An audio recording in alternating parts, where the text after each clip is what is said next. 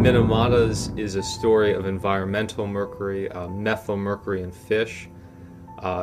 Basically there was a company that was dumping mercury into the bay, Minamata Bay, and so the fish became progressively more and more methyl mercury poisoned.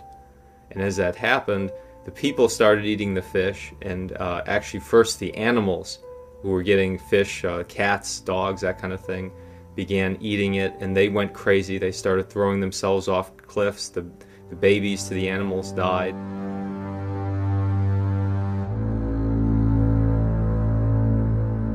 And then the people slowly started to become poisoned.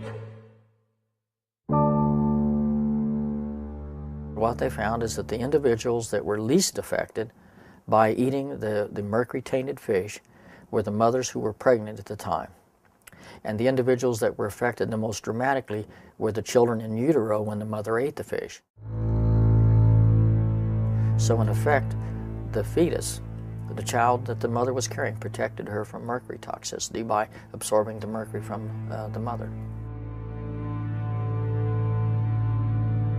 We also make organic materials because they're great fungicides. They kill fungus, yeast, bacteria, and they were used to coat seeds in the 1950s, 60s, and 70s. And it was a shipment of seed corn or seed grain to Iraq because they had a drought and they had no crops, but it was sent there to be planted, not eaten. And people broke into the granaries, stole the seed corn, made bread out of it, ate it, and it caused what's called the Iraqi disaster. A lot of the children died. A lot of them were neurologically damaged. Many of the older people died. If you look at the Minamata Bay experience or the Iraq experience, where children were severely mercury poisoned and had mental retardation and had seizure disorders, I mean, those children didn't have an increased risk of autism. Both Minamata's and Iraqi grain disease were acute poisonings, meaning very large exposures to mercury in a short amount of time. But what the medical community has done is that they're comparing acute toxicity to chronic toxicity. Here lies one of the fundamental problems of this entire issue. The medical community does not recognize chronic mercury poisoning.